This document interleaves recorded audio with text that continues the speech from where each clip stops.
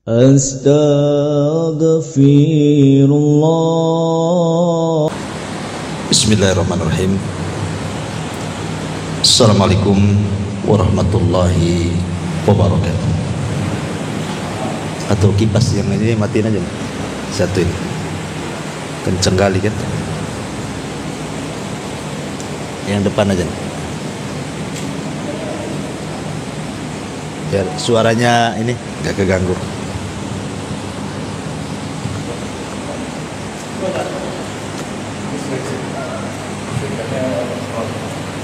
Iya, suaranya kan kayak pesawat gitu ya. Kita matiin aja. Matiin.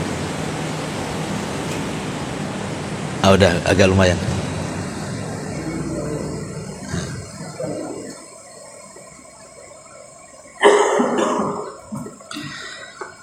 Alhamdulillah wassalatu wassalamu ala Rasulillah wa ala alihi wa sahbihi wa mawalah wa la hawla wa la quwata illa billahi wa ba'du. Alhamdulillah, segala puja dan puji hanya milik Allah subhanahu wa ta'ala. Salat dan juga salam kita hadiahkan kepada Rasul kita Nabi besar Muhammad sallallahu alaihi wa ala alihi wasallam. Alhamdulillah, di malam hari ini kita bisa kembali duduk di mushola ini. Mungkin sudah beberapa tahun ya kita tidak ke sini. Alhamdulillah, malam ini kita bisa mengkaji kembali di sini. Dan karena belum ada kitab yang disepakati untuk kita bahas setiap malam Rabu di sini, kita coba cari kitab yang cocok untuk kita bahas. Mungkin mulai minggu depan nanti kita carikan. Maka malam ini tadinya kita akan membahas tentang pentingnya thalabul ilmi, tapi karena juga pembahasan ini juga sering antum dengar tentang pentingnya dan keutamaan ilmu, maka malam ini kita ambil topik saja tentang keajaiban basmalah. Karena ini perdana, otomatis setiap kita memulai sesuatu kita mengucapkan basmalah. Karena ini kita memulai kajian di tempat ini, maka pembahasan kita fokuskan seputar faedah dan juga keajaiban lafaz Bismillahirrahmanirrahim. Ma'asyiral muslimin yang dimuliakan Allah subhanahu wa ta'ala, kita tahu bahwa di zaman Nabi sallallahu alaihi wasallam, Nabi sallallahu alaihi wasallam apabila menyebut basmalah, maka Rasul akan mengucapkan Bismikallahumma. Itu ucapan yang pertama dibaca Nabi, Bismikallahumma. Tapi setelah kemudian turun surah An-Nahl, di mana Allah Subhanahu wa taala menceritakan tentang kisah Nabi Sulaiman ketika mengirim surat ke kerajaan Balqis yang ada di Yaman. Ketika itu Nabi Sulaiman mengirim surat lewat burung hudhud supaya disampaikan kepada Ratu Balqis.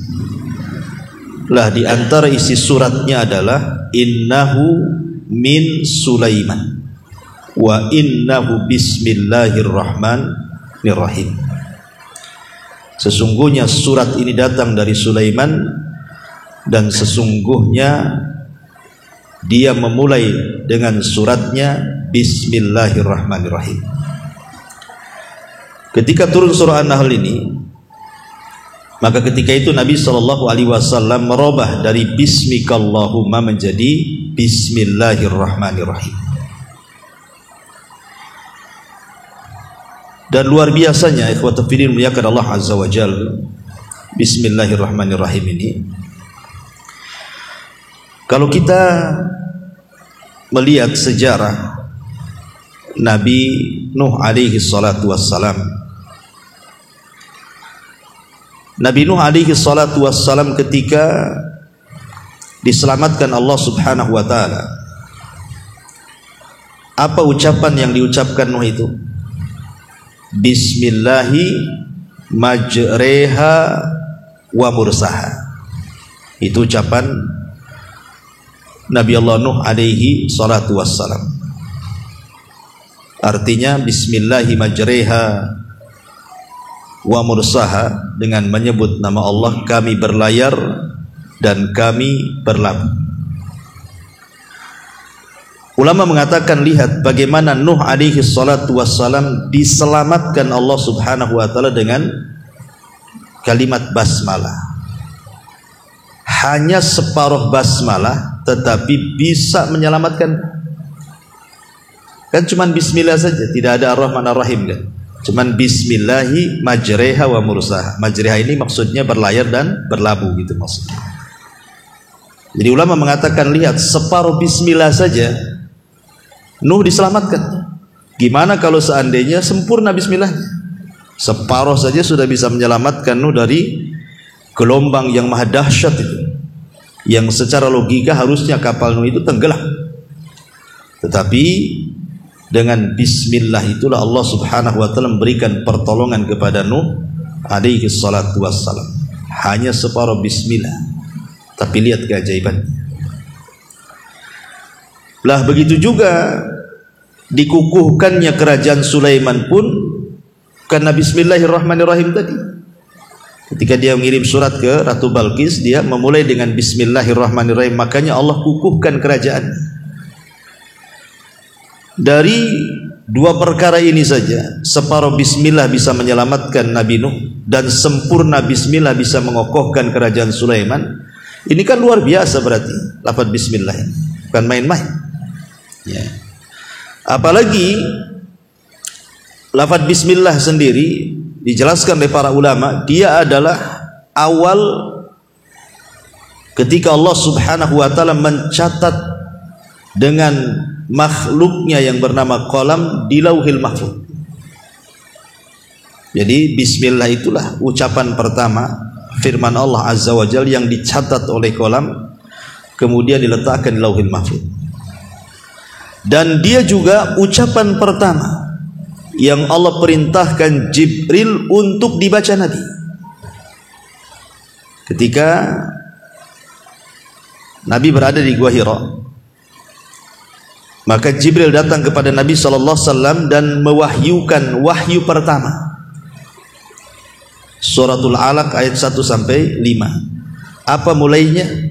Iqra bismi rabbikal ladzi khalaq, kan gitu.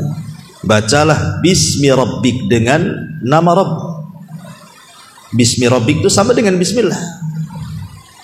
Jadi bismillah itu awal yang ditulis kolam di lauhil mahfuz, dan dia pula awal yang pertama kali Allah perintahkan Jibril untuk membaca kepada Nabi, dan itu pula awal perintah yang diperintahkan Allah kepada Nabi sallallahu alaihi wasallam.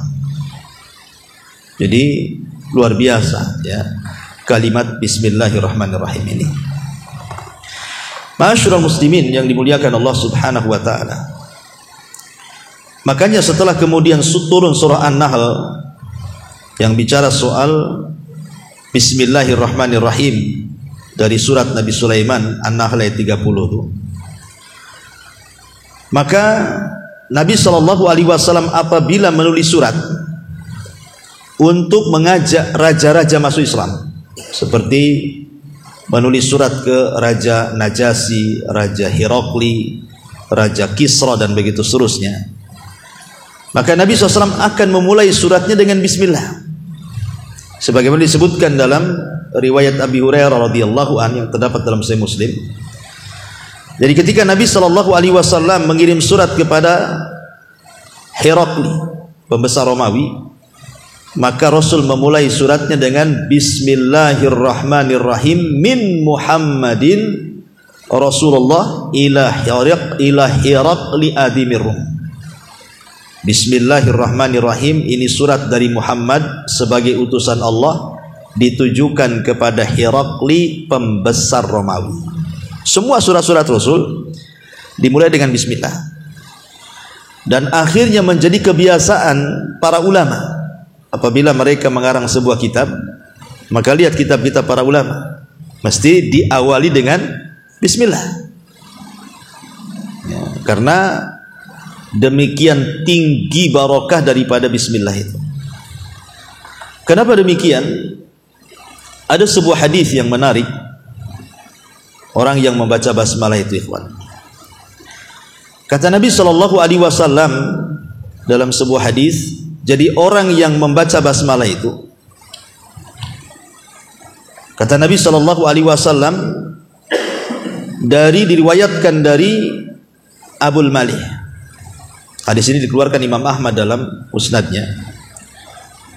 Jadi tentang seorang laki-laki yang dibonceng Nabi. Seorang laki-laki yang dibonceng Nabi. Kemudian fa'atharat dabatun.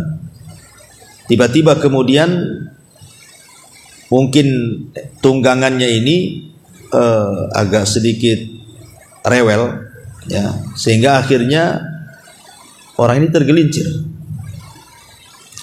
Lah, ketika tergelincir, tiba-tiba kemudian dia mengatakan ta'isha syaitan.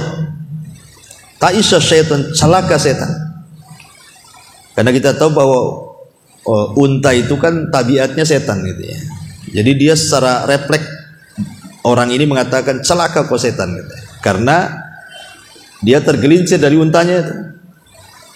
Maka Nabi SAW mengatakan la taqul ta'isha syaitan. Jangan kau katakan celaka setan.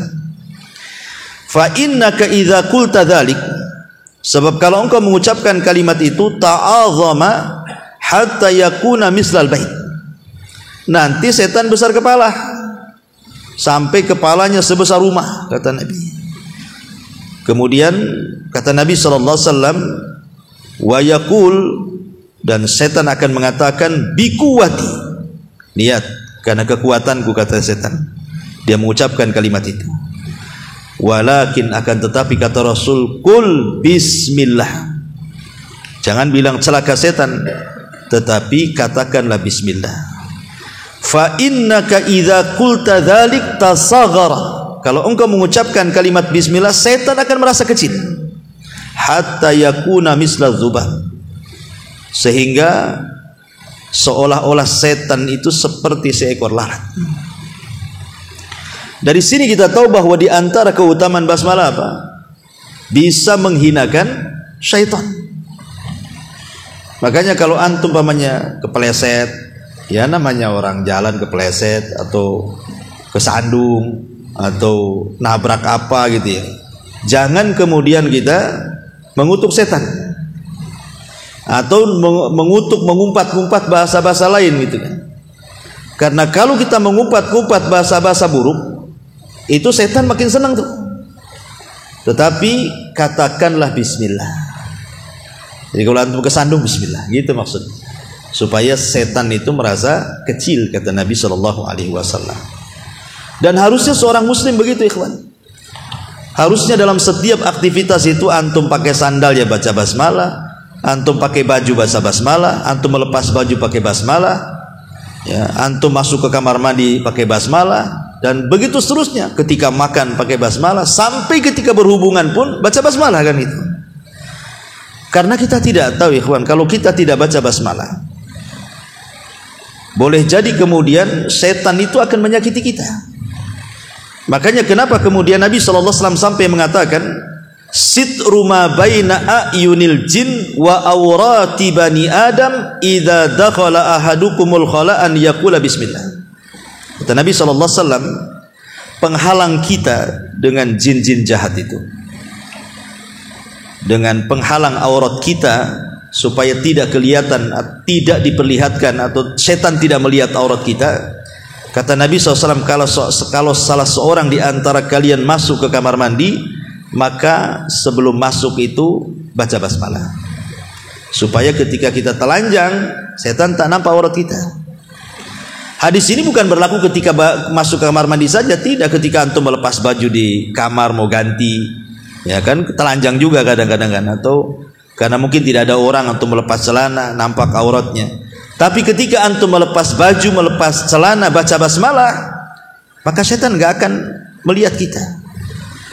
Dikhawatirkan kalau seandainya kemudian kita tidak baca basmalah, itu setan akan mengganggu kita masalahnya. Ya. Apalagi ketika melakukan jima, hubungan suami istri. Karena Nabi SAW mengatakan apa?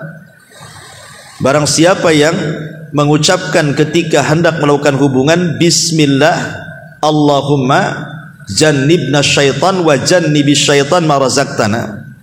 Ya Allah, aku menyebut namamu dan aku berlindung dari syaitan.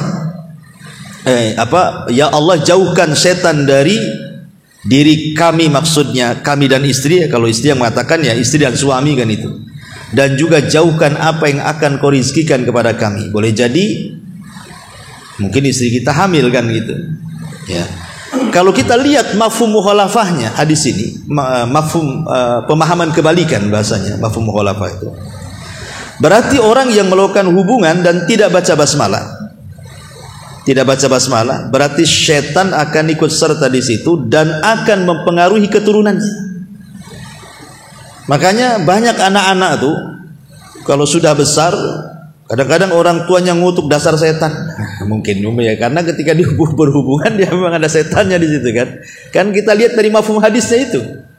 Ya, boleh jadi mungkin di situ. Ya. Masyarul muslimin yang dimuliakan Allah Subhanahu wa taala, makanya sampai sedetil itu gitu ya keutamaan basmalah itu. Makanya kenapa kemudian Nabi SAW apabila memulai sesuatu, maka Nabi SAW mengajarkan kepada kita untuk senantiasa membaca basmalah.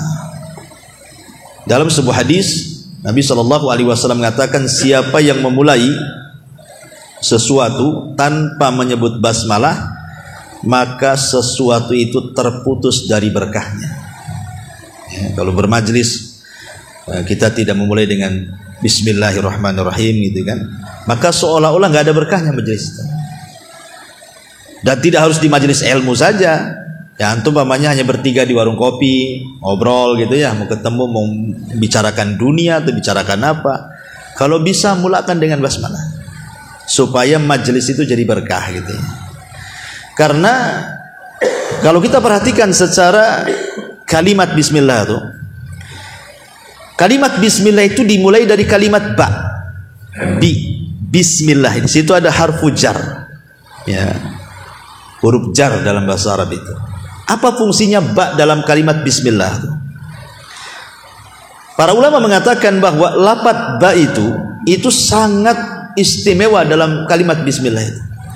Karena ba itu menunjukkan al-isti'anah wa talabul barakati. Jadi al-isti'anatu wa talabul barakati. Dan kalimat ba dalam bismillah itu terkandung dua makna. Pertama, isti'anah, dengan menyebut nama Allah itu kita meminta pertolongan kepada Allah Subhanahu wa taala.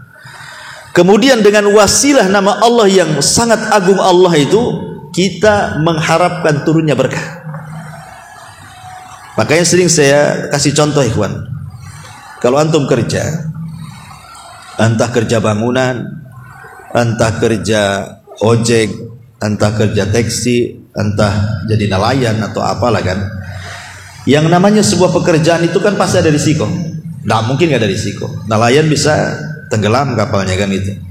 Antum di jalan ojek bisa nabrak, di tempat bangunan bisa saja kemudian jatuh, ya, macam-macam. Tidak ada satupun pekerjaan pasti ada risikonya di situ.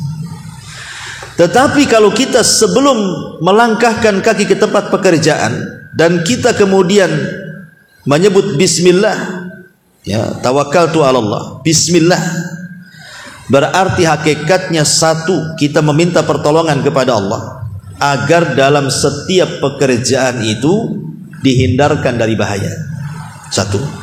Yang kedua, diberkahi pekerjaannya. sehingga hasil yang antum dapat dari pekerjaan itu menjadi berkah. Umpamanya antum ngojek, GoFood atau apa gitu kan, mungkin kadang-kadang kalau cuaca bagus, ya satu hari bisa dapat 200-300 ya. Sekali hujan ternyata cuma dapat 50. Secara logika nggak cukup. Tetapi kalau yang 50 itu menjadi berkah, tidak mungkin tidak cukup. Kalau sudah berkah itu pasti cukup. Makanya ada istilah, ya obrolan orang-orang awam lah, ya sedikit tapi berkah masih baik dibandingkan banyak tak berkah, kan itu istilah orang awam. Memang benar. Ya. Kalau diberkahi itu sedikit itu jadi melimpah jadinya. Tapi kalau harta banyak tidak berkah, kayaknya orang miskin aja dia itu. Lihat orang-orang kaya yang hartanya tidak berkah itu. Dia lebih miskin dibandingkan orang miskin. Kenapa? Karena tersiksa dengan kekayaannya. Betapa banyak orang-orang kaya itu yang tidak punya waktu untuk istirahat. Betapa banyak orang-orang kaya itu yang otaknya mikir duit saja. Padahal kalau seandainya tidak kerja itu sudah cukup makan tuh sampai dia mati. Kenapa sampai mati-matian mencari harta? Berarti kan disiksa dengan kekayaannya. Seolah-olah dia miskin. Orang miskin aja nggak kayak dia, masih bisa tidur. Orang miskin aja masih bisa berpikir gitu ya. Masih makan enak. Kadang orang kaya makan pun tak enak. Karena semua bermasalah. Makan ini kolesterol, makan itu darah tinggi. Banyak penyakit malah kan itu. Taib, ini asar daripada berkah itu sendiri. Masyaallah muslimin yang dimuliakan Allah Azza wa Jalla, kita kupas secara sempurna kalimat Bismillahirrahmanirrahim. Ya.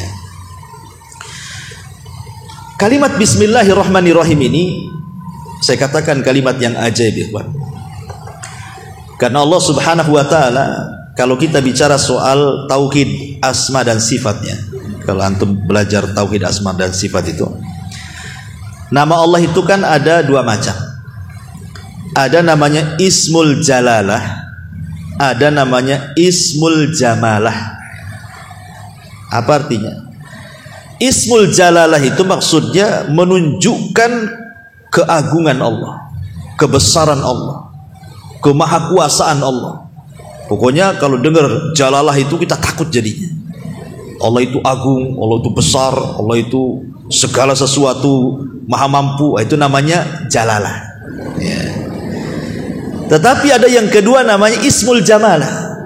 Jamalah itu diambil dari kata jamal, indah. Kalau kita dengarnya itu enak gitu ya. Kalau disebut Jalalah takut kita rasanya. Tapi kalau disebut Jamalah sedap kita rasanya. Lah dalam kalimat Bismillahirrahmanirrahim di situ terdapat dua nama ini. Luar biasanya Allah menyebut Ismul Jalalah satu, tetapi Allah menyebut Ismul Jamalah dua. Bismillahirrahmanirrahim. Di situ ada kalimat Allah. Allah masuk dalam kategori Ismu Jalalah. Ismu Jalalah itu apa tadi? Menunjukkan keagungan, kebesaran Allah. Karena Allah itu menunjukkan uluhiyah, bahwa kita tidak boleh menyembah kecuali kepada Allah. Karena arti Allah itu dari makluh, ma'bud yang disembah. Berarti melahirkan rasa takut pada kita bahwa kita harus menghambakan diri kepada Allah. Kemudian Ar-Rahman Ar-Rahim dua di situ. Ar-Rahman Ar-Rahim itulah namanya Ismul Jamalah. Nama Allah yang menunjukkan kelembutan. Karena Rahman dan Rahim itu terkandung sifat rahmat, kasih sayang.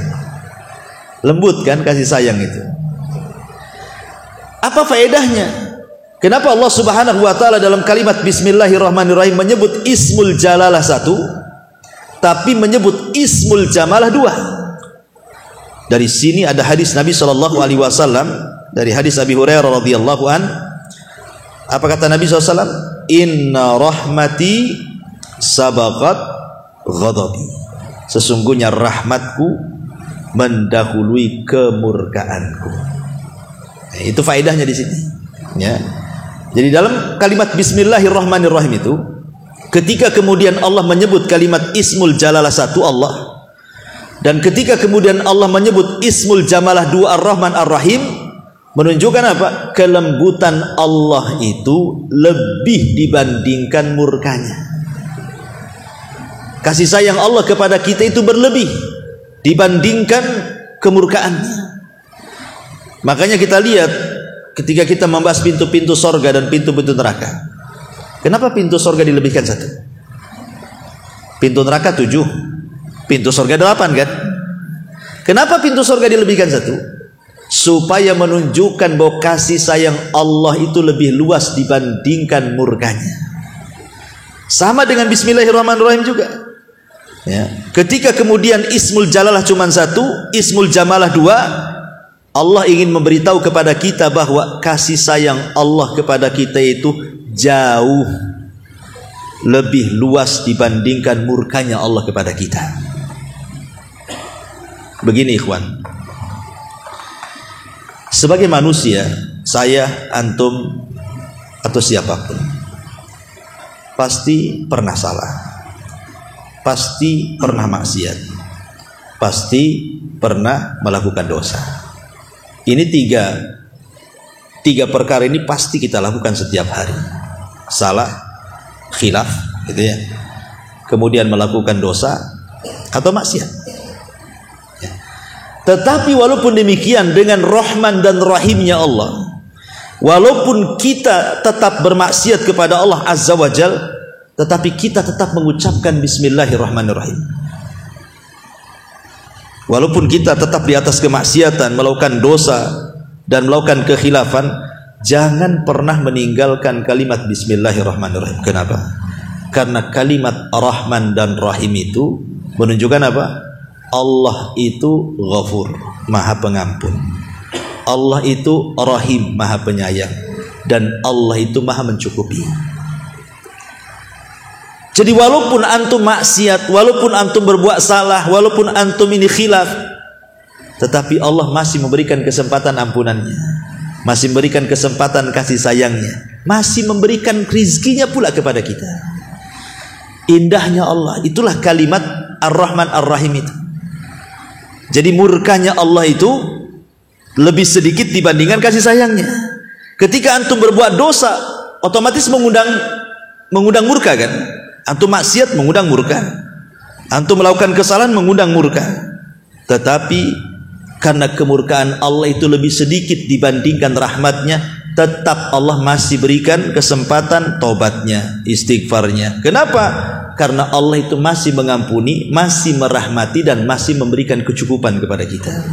Itulah makna Ar-Rahman Ar-Rahim. Jadi indah sekali sebenarnya makna ini. Ya, jadi kita ada kesempatan untuk bertobat kepada Allah Subhanahu wa Ta'ala walaupun kita melakukan dosa. Karena kasih sayang Allah itu melebihi kasih sayang siapapun dari orang yang sayang dengan kita. Makanya Hasan Al-Basri kalau tidak salah, dia pernah mengatakan, kalau nanti di akhirat aku suruh memilih, apakah yang mengadiliku itu ibuku ataukah yang mengadiliku Allah, maka aku lebih memilih Allah yang mengadiliku, katanya.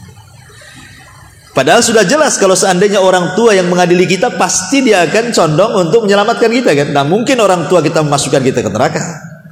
Pasti orang tua kita kalau bisa masuk surga lah, karena sayangnya orang tua kepada kita. Tapi kata Hasan Al-Basri, aku lebih suka yang mengadiliku Allah dibandingkan ibuku. Kenapa? Karena kasih sayang Allah jauh lebih banyak dibandingkan kasih sayang ibuku kepada aku. Bayangkan saja, Allah itu memiliki 70 rahmat. Yang diturunkan ke bumi itu cuma 1. Itu saja kita lihat bagaimana sayangnya orang tua dengan anak. Sayangnya anak kepada orang tua, padahal cuma 1. Gimana kalau yang 70-nya diturunkan?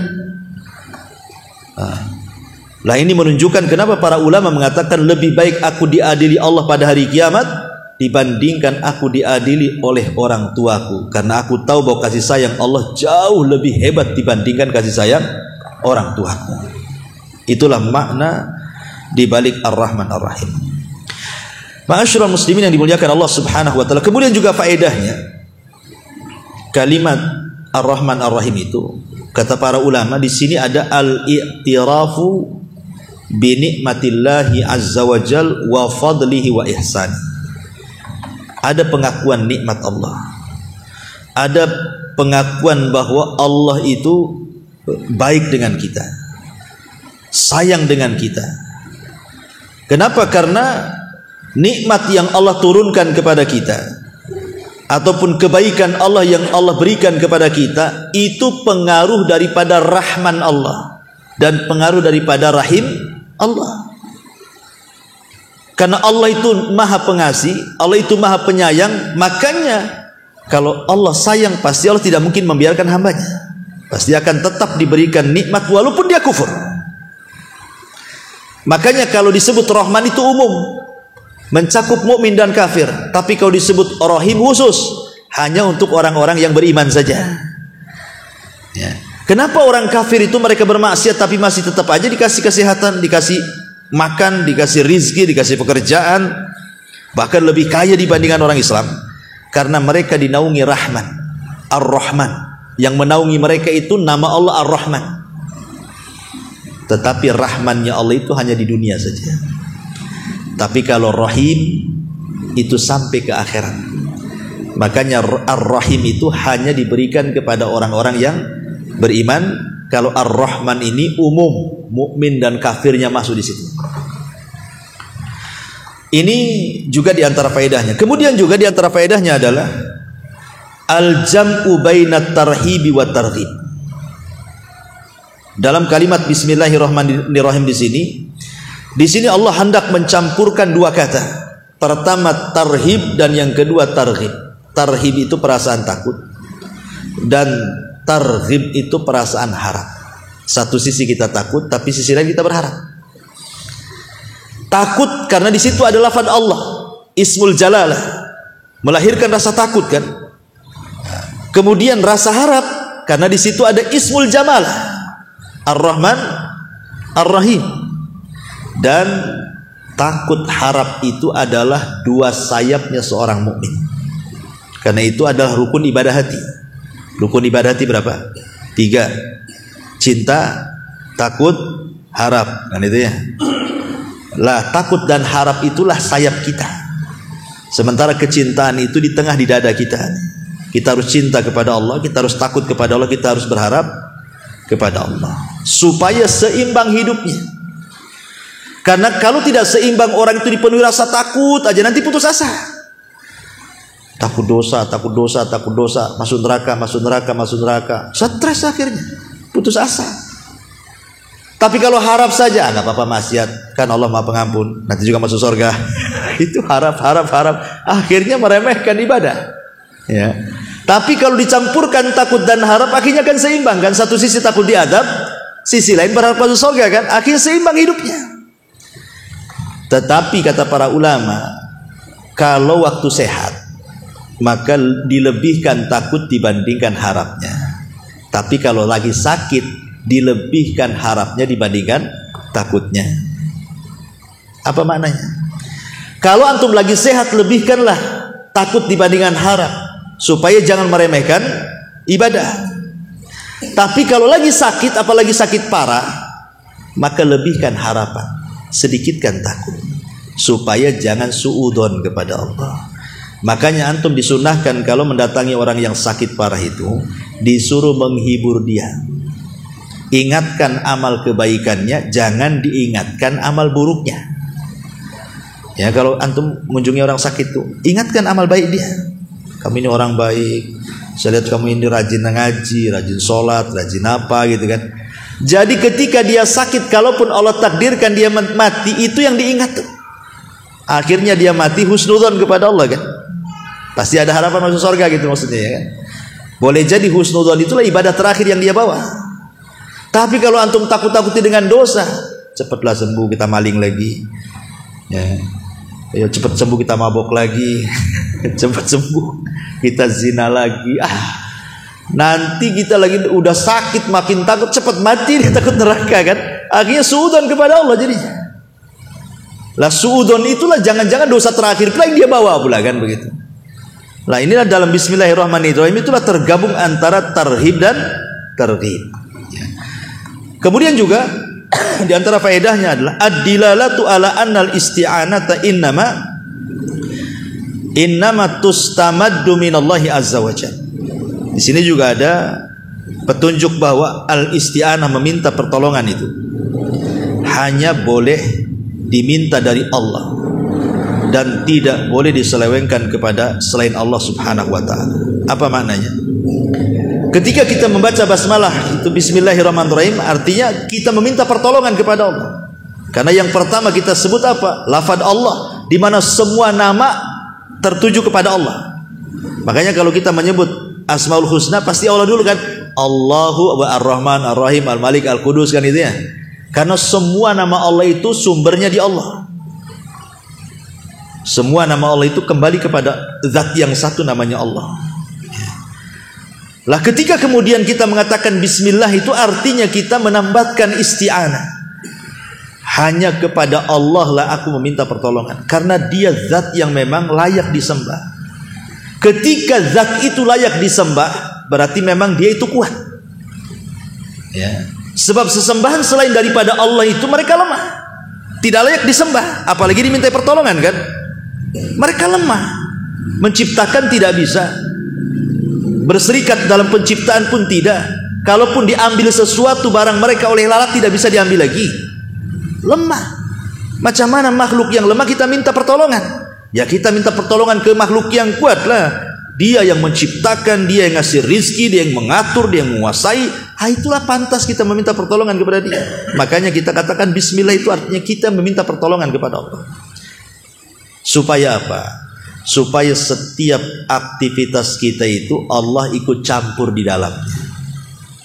Kalau untuk bekerja, sebelum bekerja baca basmalah itu supaya Allah ikut campur dalam pekerjaan antum itu. Jadi kalau seandainya Allah takdirkan ada masalah dalam pekerjaan, sesulit apapun masalah, kalau ikut campur di situ pasti akan diurai itu. Kalau Allah ikut campur di situ. Tapi sekecil apapun masalah, kalau Allah tidak ikut campur, mana bisa diuraikan? Karena masalah itu datang dari Allah masalah. Itulah fungsinya baca basmalah. Ya. Kemudian juga di antara faedahnya adalah izharu mukhalafatil musyrikin. Dengan membaca basmalah itu sebenarnya hakikatnya kita sedang menyelisihi orang-orang musyrik. Karena dulu orang-orang musyrik itu yang mereka sebut siapa? Lata, Uzza, Manat, demi Lata, demi Uzza, demi Manat kan. Maka Islam mengajarkan jangan menyebut-nyebut berhala, tapi menyebutlah kalimat Allah. Berarti ketika kita mengatakan bismillah, hakikatnya menyelisihi semua orang musyrik. Ketika mereka menyebut nama berhala mereka, kita menyebut zat yang menciptakan berhala itu, Allah Subhanahu wa taala. Kemudian juga di sini ada bantahan kepada orang-orang Qadariyah. Karena orang-orang Qadariyah itu salah satu pemahamannya adalah bahwa seorang hamba itu bisa menciptakan sendiri perbuatannya. Seorang hamba itu bisa menciptakan perbuatannya. Lah kalau memang seorang hamba bisa menciptakan sendiri perbuatannya, lalu apa gunanya bismillah? Justru bismillah itu kita meminta pertolongan kepada Allah, karena tidak ada yang menciptakan perbuatan kecuali Allah. Karena orang-orang Qadari itu kan menganggap kalau yang baik datang dari Allah, kalau yang buruk itu ciptaan dia sendiri, Allah tidak tahu. Ya, karena tidak mungkin keburukan dinasabkan kepada Allah. Kalimat ini sebenarnya kalau sering saya katakan yang baik datang dari Allah, yang buruk datang dari kita. Maksudnya kalau itu pilihan kita, bukan kita yang menciptakan, ya benar saja. Tapi kalau keburukan kita yang menciptakan, Allah tidak tahu, itu Qadariyah namanya. Itu seperti orang Majusi yang mengatakan ada Tuhan gelap, ada Tuhan cahaya namanya. Tuhan gelap jahat, Tuhan terang baik. Nanti pembagian Tuhan seperti itu. Makanya kenapa Rasul mengatakan Al-Qadariyatu majusi hadil ummah. Qadariyah itu majusinya umat ini. Karena mereka meyakini bahwa perbuatan buruk itu dia yang menciptakan, Allah tidak ikut serta di situ. Nah, ini kan tidak. Semua baik dan buruk itu datang dari Allah. Allah yang menciptakannya. Cuman Allah hanya perintahkan yang baik dan Allah tidak perintahkan yang buruk. Tapi dua-duanya Allah yang ciptakan. Bukan kita yang menciptakan. Ya, ini juga diantara faedahnya. Termasuk juga kata para ulama bahwa menyebut basmalah ini adalah sababun li husulil khairi wal barakah. Sebab terbesar mendapatkan kebaikan dan juga keberkahan. termasuk juga sebab bisa menyelamatkan dari hal-hal yang ditakutkan seperti syaitan dan yang semacamnya. Ini diantara faedah secara umum lafaz basmalah. Baik, kita masuk, kapan kita ucapkan basmalah ini? Di tempat apa saja kita mengucapkan basmalah itu?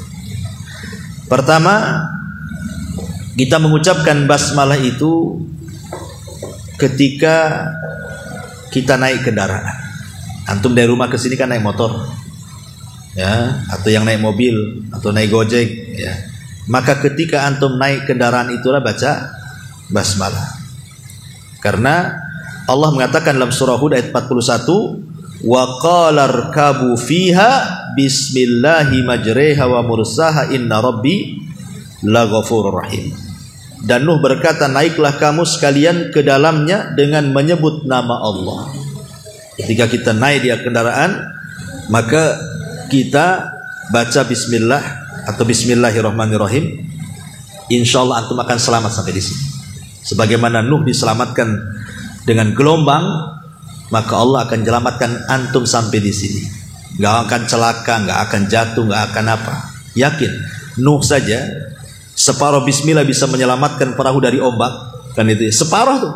Kalau antum baca bismillahirrahmanirrahim, antum naik, berarti sempurna tuh.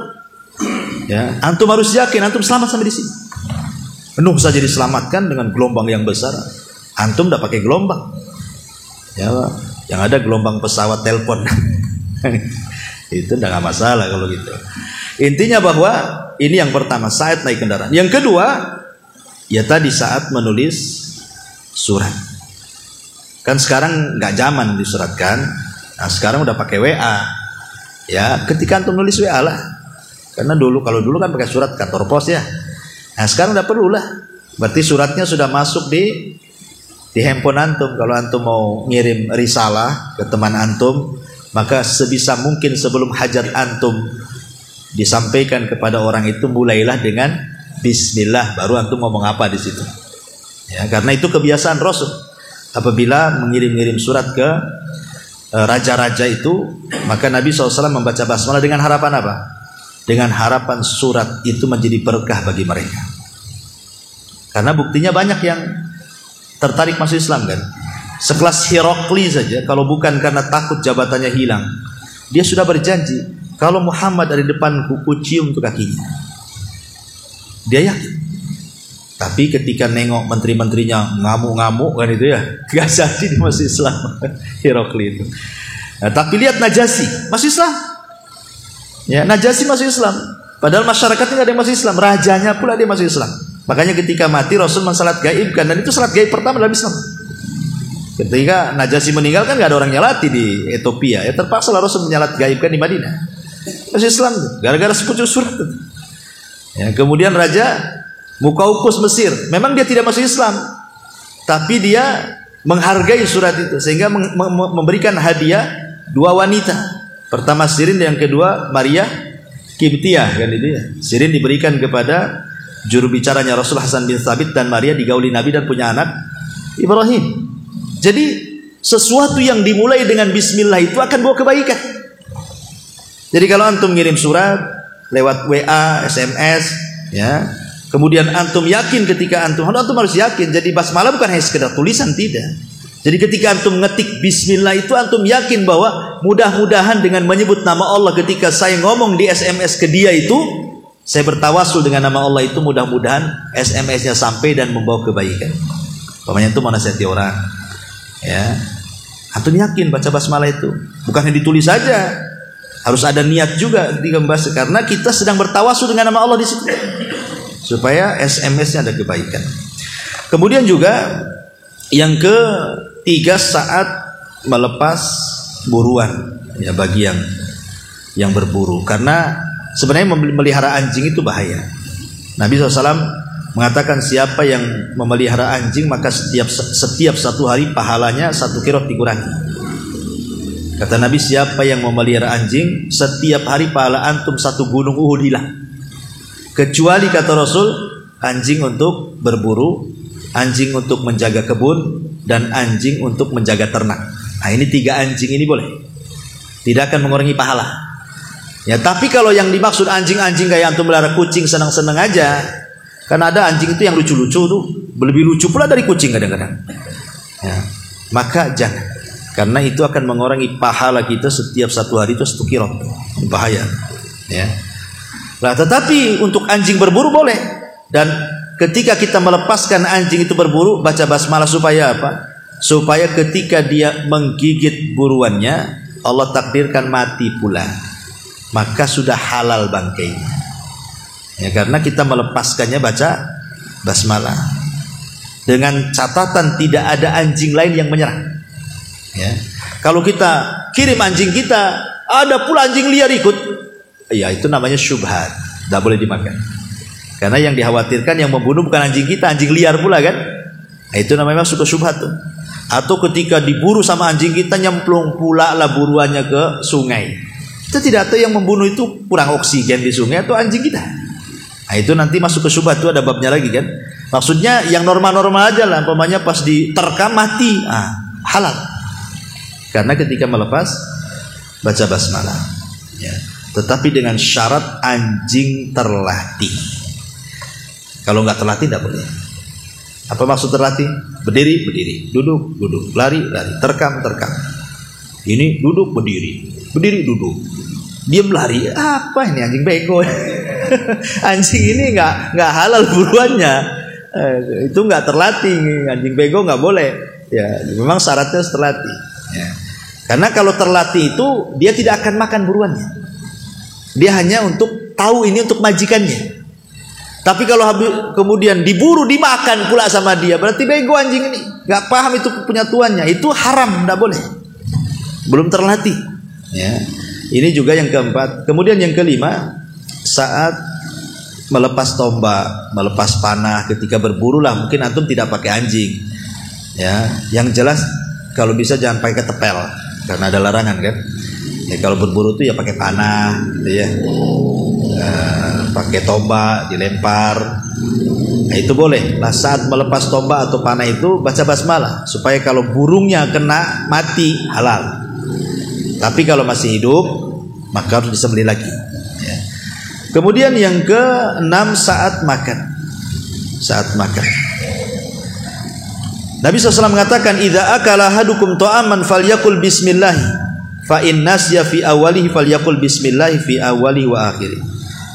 Apabila salah seorang di antara kalian makan, hendaklah mengucap basmalah. Bila dia lupa mengucapkan di awal, hendaklah dia ucapkan bismillah fi awwalihi wa akhirih.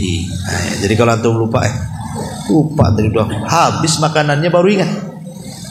Udah habis 3 piring baru ingat antum tadi awal tak baca basmalah.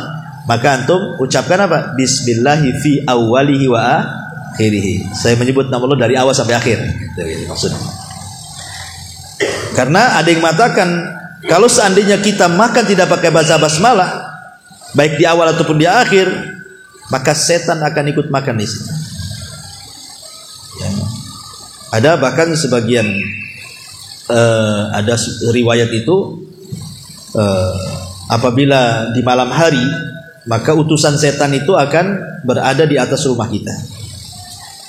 Apabila yang masuk rumah itu baca basmalah, dan ketika dia makan baca basmalah, maka setan akan mengatakan ke kawan-kawannya, di rumah ini nggak ada hotel, di rumah ini nggak ada makanan kalian, pergi kalian. Ya. Tapi ketika masuk baca basmalah, dan ketika makan baca basmalah, tidak baca basmalah, masuk nggak baca basmalah, makan tak baca basmalah, maka setan akan mengatakan, sini. Nah, ini ada hotel untuk kalian, makanan banyak di sini. Nah, kan berarti kan setan ikut serta di situ. Setan ikut serta di situ. Naudzubillah. Kita tidak tahu.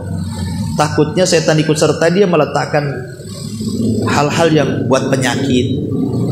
Ya, kita tidak tahu kan. Kalau setan ikut campur makan minum kan, entah dia letak-letakkan apa di situ kan, namanya kita nggak nampak dia. Entah naruh bakteri, naruh apa, akhirnya kita makan sakit kita jadinya. Nah, kita tidak tahu. Ya. Makanya ada satu kisah menarik. Jadi ada seorang syekh bercerita. Ini kejadiannya di Kanada. Seorang syekh itu bercerita. Ikhwan, kalau antum, jadi ada seorang profesor muslim. Dia ingin meneliti minuman. Jadi setiap minuman dibawa ke lab. Jadi sediakan 2 gelas minuman air putih itu, ya. Kemudian 1 minuman antum puji, antum keluarkan kalimat-kalimat indah, ya. Aku sayang, I love you, apalah gitu. Pokoknya yang indah-indah lah ke minuman itu. Ucapan-ucapan yang bagus-bagus. Kemudian 1 gelas antum caci maki, ya. Antum caci maki saja. Itu. Keluarkan kata-kata binatang tuh di situ. Kan di satu gelas tuh. Diteliti ikhwan. Subhanallah. Rupanya minuman itu kalau diucapkan kalimat-kalimat indah itu bisa memadatkan molekul dan menjadi detox, menjadi obat. Dan sebaliknya, ketika kemudian minuman itu dicaci, dimaki minuman itu, maka minuman itu akan mengandung bakteri-bakteri penyakit katanya. Itu di lab, ya. Akhirnya kemudian nggak yakin orang-orang tuh dengan penemuan profesor ini. Jadi dikumpulkanlah di sebuah ruangan, orang-orang banyak tuh. Kemudian ditampakkanlah di komputer hasilnya itu. Kemudian masing-masing dikasih gelas, kasih minuman, ya. Kemudian kata profesor ini, silakan minuman yang sekarang kalian puji semuanya. Maka semua memuji, ya, memuji. Sekali ada seorang syekh hadir di situ, dia tidak mau menggunakan kalimat-kalimat pujian, ya, seperti saya sayang, saya suka, saya ini. Enggak. Dia hanya mengucapkan Bismillahirrahmanirrahim. Ya, cuman dia yang mengucapkan Bismillahirrahmanirrahim ke air itu. Yang lainnya pakai ucapan yang lain yang nggak ada kaitan dengan Quran. Tapi kalimat-kalimat yang baik. Ketika kemudian air itu betul-betul dimasukkan lab gitu kan, rupanya air yang dibacakan basmalah itu air yang paling steril dari penyakit, paling bagus. Sampai profesor kaget. Ini air punya siapa katanya? Yang ini. Kok sampai demikian dahsyatnya katanya? Maka rupanya ada seorang saya mengatakan itu air saya katanya. Akhirnya dicoba lagi. Dengan cara apa? Kata profesor ini. Coba kau wudu. Kemudian wudu dia. Habis wudu baca basmalah lagi ke air itu. Diperiksa lagi, makin jernih lagi. Masya Allah. Jadi semakin kita bersih, ya, semakin ucapan kita baik, apalagi itu yang dibacakan ayat Quran, ya, entah surah Fatihah, entah surah apa gitu kan, maka makanan dan minuman yang kita konsumsi itu jadi sehat, gitu maksudnya, kesimpulannya, ya, kesimpulan seperti itu. Ya, makanya kalau antum, apa salahnya lah antum kalau minum itu, Bismillah sambil tiup, Bismillah, minum, gitu kan, gak sulit kan gitu, jangan blok-blok itu saja, enggak. Apa baca basmalah ditiup gitu aja kok susah. Itu minum aqua nih, bismillah. Nah, itu jadi obat itu kan gitu ya. Luar biasa gitu ya. Memang itulah kehebatan basmalah itu ya. Kemudian juga yang nomor 7, ya, saat menutup wadah makanan dan minuman. Kata Nabi SAW, idza kana junhul laili fakufu sibyanakum. Fa inna syayatina tantashiru hina idin. Fa idza dhahaba sa'atun minal laili fakhalluhum wa aghliqul abwaba wadhkuru ismallah. Fa inna syaitan la yaftah baban mughlaqan wa auku kirabakum wadhkuru ismallah wa hammiru aniyatakum wadhkuru ismallah walau an ta'radu 'alaiha syai'an wa adfi'u masabihakum, kata Rasul. Apabila sayap malam telah tiba, maksudnya sudah terbenam nih, matahari masuk ke malam hari, ya, maka tahanlah anak-anak kecil kalian, jangan dikeluarkan, masuk ke rumah. Kalau udah maghrib, masukkan anak-anak antum ke dalam rumah, ya, tutup pintunya, karena setan saat itu sedang bermain-main, bertebaran di mana-mana. Nanti kesurupan pelan antum, ya, pokoknya jelang maghrib saja masukkan anak-anak itu, jangan ada yang berkeliaran. Kalaupun mau dikeluarkan ya nantilah, sudah agak gelap, ya. Kalau pas waktu maghrib itu waktu setan masalahnya. Kalau sudah mungkin kira-kira berjalan 10 menit atau 15 menit kan, nggak apa-apa, ya. Kemudian kata Nabi SAW, bila terlewat beberapa saat di waktu malam, maka biarkan mereka, maksudnya biarkan anak-anak itu keluar. Kemudian jangan lupa di malam hari kuncilah pintu-pintu dan sebutlah nama Allah. Karena setan tidak dapat membuka pintu yang terkunci dengan bismillah. Kemudian ikatlah tempat-tempat minum kalian. Maksudnya tutup tempat. Kalau kita mau tidur, istri antum tuh suruh nengok ke dapur, ada enggak makanan, minuman, atau yang mungkin lauk yang tersisa di kuali gitu ya.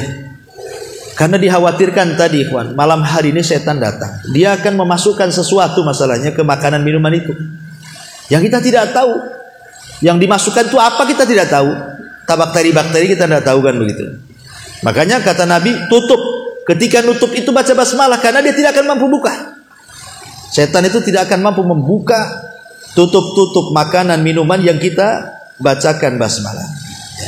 Kemudian kata Nabi SAW, tutuplah tempat-tempat makanan kalian dan sebutlah nama Allah, walaupun hanya sekedar melintangkan sesuatu di atasnya. Kalau memang tidak ada tutup, umpamanya ya, mungkin tutupnya nggak ada, ya pokoknya bisa diletakkan di atas itulah, terserah apa gitu ya, entah umpamanya kodeknya kan itu ya. Nah umpamanya kan tutupnya nggak ada, bingung, ambillah kodekannya itu, taruh di atasnya gitu saja, baca basmalah. Nah, maka amanlah tuh makanan tuh. Cuman kan sederhana sebenarnya, tapi lihat ke asrornya, faedah tersembunyi dari kalimat bismillah itu luar biasa. Setan tidak bisa dekat-dekat sama makanan itu. Nah, inilah makanya kemudian saat menutup wadah makanan minuman baca basmalah. Kemudian yang nomor 8, saat masuk rumah, tadi saya sudah, setan tidak nginep di rumah kita. Ya, kalau sudah nginep di rumah kita bahaya, pasti banyak kemungkaran nanti dalam. Kemudian yang nomor 9, saat menutup pintu rumah di malam hari, ingat jendela, ingat pintu, baca basmalah ya, supaya setan jangan masuk. Kemudian saat keluar rumah juga sama. Kata Nabi SAW, idza kharaja ar-rajulu min baiti faqala bismillah tawakkaltu 'ala Allah la haula wala quwata illa billah. Qala yuqalu hina idin hudita wa kufita wa wukita fatanahalahu syayatin fayaqulu lahu syaitan akhar kaifa laka birajulin qad hudiya wa kufiya wa ukiya. Lihat, lafaz bismillah tawakkaltu 'ala Allah itu luar biasa ya. Kalau antum keluar rumah, antum kan kerja lama masalahnya kan, kadang keluar rumah itu sore baru balik ya, malam ada yang malam baru balik, artinya kan meninggalkan rumah lama ya. Tapi lihat orang yang ketika meninggalkan rumah dia membaca bismillah tawakkaltu 'ala Allah. Kata Nabi SAW, apabila salah seorang keluar dari rumahnya lalu dia mengucapkan bismillah tawakkaltu 'ala Allah dengan menyebut nama Allah, aku bertawakal kepada Allah, la haula wala quwata illa billah, tidak ada daya dan kekuatan kecuali milik Allah, akan dikatakan pada saat itu, siapa yang mengatakan? Setan ya, yang mengatakan, Allah akan mengatakan kepada orang ini ya, engkau akan senantiasa diberikan hidayah. Satu. Jadi ketika antum keluar rumah, antum tidak akan disesatkan orang. Di luar itu banyak syubhat, banyak syahwat masalahnya kan, yang disodorkan ke kita itu. Maka Allah katakan, engkau akan diberikan petunjuk. Dan petunjuk itu sebesar-besar nikmat daripada pekerjaan antum itu sendiri. Ya. Kemudian yang kedua, engkau akan dicukupi. Artinya apa dicukupi? Diberkahi pekerjaannya ya. Kemudian engkau akan dijaga ikhwan, dijaga dari orang yang hasad ketika hasad kepada antum, dijaga dari orang yang dengki ketika dengki kepada antum, dijaga oleh mata-mata yang memiliki sihir ain dan begitu seterusnya.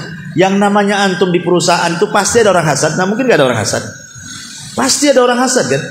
Apalagi mungkin antum agak tinggi lah levelnya, pejabatnya di situ itu, kadang-kadang mau digeser-geser orang. Hasadnya mereka sama kita itu. Biar tidak ada hasad, orang hasad sampai kepada kita, kata Nabi SAW, qad hudiya wa kufiya wa wukiya, dia akan dijaga. Wa kufita, bukan hanya itu saja, bukan hanya engkau akan dijaga gitu ya. Ya, setan pun fatanahalahu syaitan. Setan tidak mungkin dekat-dekat sama antum. Nggak akan dekat-dekat. Coba yang kan 4 keutamaan. Dan setan yang lainnya akan mengatakan, macam mana engkau dapat menyesatkan orang ini sementara orang ini sudah diberikan hidayah, sudah dicukupi, sudah dijaga, macam mana pula mau menggoda dia? Jadi kalau antum keluar dari rumah pulang pun aman. Antum tidak khawatir keluarga yang ditinggalkan. Antum tidak khawatir rumah yang ditinggalkan. Karena betapa banyak orang yang meninggalkan rumah kebakaran, entah konsleting listrik kan itu ya, kita tidak tahu. Entah karena kecurian, entah kemasukan binatang-binatang buas, masuk ular, masuk apa, kita tidak tahu rumah kita kalau ditinggal. Tapi dengan kita titipkan kepada Allah Subhanahu wa taala jauh lebih aman dibandingkan dititip ke satpam. Karena ada juga kasusnya kan, satpam pula kerja sama-sama maling, ketangkap kan itu. Ya. Padahal harusnya dia jaga kan itu, yaitu oknum lah. Banyak satpam yang baik juga kan itu. Nah, ini juga yang nomor 10, yang nomor 11 saat meruqyah jelas ya. Sebelum meruqyah harus baca basmalah dulu. Kemudian yang nomor 12 saat membaca surah Al-Fatihah dalam sholat ya. Kemudian yang nomor 14 saat melepas pakaian supaya aurat kita tidak dilihat oleh setan. Karena bahayanya begini, disebutkan oleh Syekh Abdullah Imam dalam kitabnya Alamul Jin. Dia bercerita tentang alam jin ya. Salah satu jin itu namanya jinul asyik, jin yang suka jatuh cinta dengan manusia. Lah salah satu penyebabnya karena kita suka mempertontonkan aurat kepada mereka. Lama-lama dia suka dengan kita. Ketika dia suka dengan kita, maka dia tidak akan melepaskan kita. Namanya orang cinta. Antum cinta sama orang ini kejar-kejar. Maka jin juga sama. Jin jahat itu kalau sudah cinta dengan kita nggak akan dilepas. Antum akan terus digandeng dia. Kenapa? Salah satu penyebabnya kata Syekh Abdullah Imam, karena kita suka menampakkan aurat kepada mereka. Maka untuk supaya mereka tidak melihat aurat kita, salah satunya dengan membaca basmalah. Ya, ini yang nomor 14. Termasuk yang nomor 15 saat masuk WC jelas ya. Bismillahi inni a'udzubika minal khubuthi wal khaba'ith. Karena setan itu memang sarangnya di kamar mandi. Makanya jangan lama-lama kalau masuk kamar mandi. Kemudian juga saat hendak tidur, ini penting. Karena Nabi SAW mengatakan, apabila salah seorang di antara kalian kemudian menuju pembaringannya, kata Rasul, bacalah bismillahi wada'tu jambi Allahumma gfirli dzambi wa ahsis syaitani wa fukka rihani waj'alni fin nadil a'la. Ya Allah, aku rebahkan punggungku. Ya Allah, ampunilah dosa-dosaku. Ya Allah, hinakanlah setan untukku. Lepaskanlah tanggunganku dan jadikan aku di dalam kelompok orang-orang yang paling atas.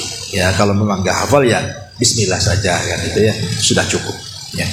Kemudian yang nomor 17 saat masuk dan keluar masjid. Antum masuk masjid baca basmalah, keluar juga baca basmalah. Kemudian yang nomor 18 saat membaca Al-Qur'an, kecuali surah saat membaca Quran setelah basmalah baru ta'awud, kecuali surah At-Taubah. Maka surah At-Taubah tidak dianjurkan membaca basmalah. Kenapa? Karena isi At-Taubah itu sedang menghinakan orang musyrik dan orang munafik. Makanya tidak layak dibaca basmalah di sini. Ada yang mengatakan karena surah At-Taubah itu bagian daripada surah Al-Anfal. Ya, makanya disebut surah Al-Baro'ah. Tidak dianjurkan baca basmalah.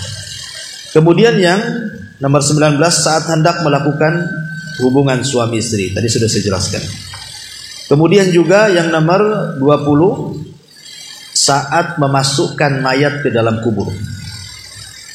Bismillahi wa ala millati Rasulillah. Antum kalau masuk ke liang lahat ya, dan antum orang yang menguburkannya, maka bacalah bismillahi wa ala sunnati Rasulillah. Kemudian yang nomor 21 saat hendak wudu, itu juga baca basmalah supaya tidak terkena waswas setan ya. Kemudian ketika antum sakit ya, Antum bisa mengobati dengan ruqyah, cukup dengan membaca basmalah 3 kali saja. Itu sudah jadi ruqyah. Umpamanya antum sakit kepala, biar sakitnya itu tidak membahayakan, ya, antum cukup baca bismillah 3 kali, membaca bismillah 3 kali, kemudian antum baca a'udzubillah wa qudratihi min syarri ma ajri wa uhadir sebanyak 7 kali, usap ke tempat sakit, maka itu sudah bisa menjadi obat, ya. Kemudian juga yang selanjutnya ketika zikir pagi petang, itu jelas, ya, pakai baca basmalah kan, bismillahilladzi la yadurru ma'asmihi syai'un fil ardi wala fis sama wa huwa samiul alim 3 kali, pagi atau sore, atau ketika antum singgah di sebuah tempat yang menakutkan, ya, umpamanya antum lewat gelap, kok bulu kuduk merinding, ya, takut setan itu bukan syirik, ikhwan, tidak. Kalau antum takut setan nggak syirik. Kenapa? Karena setan itu musuh. Antum takut sama musuh nggak syirik. Umpamanya antum diancam preman, awas kalau ketemu, kubunuh kamu. Takut akhirnya kita kan. Lah, sama kita lewat kemudian setan nakut-nakuti kita, kemudian kita takut sama setan itu tidak ada masalah. Tabiat manusia memang takut. Karena setan musuh masalah. Yang jadi masalah itu bukan takutnya sama setan. Setelah takutnya apa yang antum lakukan? Kalau antum kemudian melakukan hal-hal yang diharamkan, jadi haram. Atau melakukan hal-hal yang berbau syirik, ya jadi syirik. Karena takut-takutnya antum datangkan dukun ke rumah untuk meruqyah, nah, jadi syirik, ya. Atau antum melakukan hal-hal yang bukan sebab, tapi antum jadikan sebab. Antum ambil garam banyak-banyak dilempar, ngapain antum melempar-lempar garam? Setan nggak takut sama garam, nah, jadi haram kan, nah, mubazir kan. Nah, tapi kalau antum ketika takut cukup baca bismillah, kata Rasulullah. Apa kata Rasulullah? Ucapkan bismillah, kemudian wala tubali, jangan dipedulikan, kata Rasulullah. Jadi kalau antum takut jangan peduli, bismillah, bismillah, bismillah, gitu aja gitu. Nanti setannya akan kecil nih, lama-lama setannya akan kabur. Ya, dan antum harus yakin bismillah itu bisa mengecilkan setan seperti lalat. Tapi kalau antum nggak yakin, ya, karena sesuatu harus dilakukan dengan yakin. Harus dilakukan dengan yakin. Jadi ada amalan namanya amalan lisan, baca bismillah. Ada namanya amalan al-janan, al-jinan, artinya amalan hati. Hati kita yakin bahwa lafaz itu bisa mengalahkan mereka. Karena yang kita sebut itu nama Allah, Ismul Jalalah, ya, nama yang agung yang semua tunduk di bawahnya. Jadi harus ada amalan lisan, ada amalan hati. Wallahu alam. Ini diantara keistimewaan basmalah. Saya kira cukup sampai di sini, ya. Ini karena permulaan. Dan kenapa saya baca basmalah, ya karena memang memulai majelis adalah baca basmalah. Makanya saya berusaha untuk menggali faedah-faedah dari basmalah ini. Soalnya nanti diumumkan kira-kira kitab apa. Ya kalau bisa sih pesanlah, ya, yang sudah terjemahan kan banyak, ya, yang sudah terjemahan, entah nanti kitab tauhid atau kitab manhaj atau kitab akhlak, ya kan. Nanti mungkin Pak Jula bisa diskusi nanti dengan yang lain kira-kira mau kitab apa, gitu, ya, biar berkesinambungan ngajinya dan terarah dengan kitab itu. Wallahu alam, subhanallahi wa bihamdika, asyhadu an la ilaha illa anta, astaghfiruka wa atubu ilaik. Allahu ta'ala alam. Assalamualaikum warahmatullahi wabarakatuh.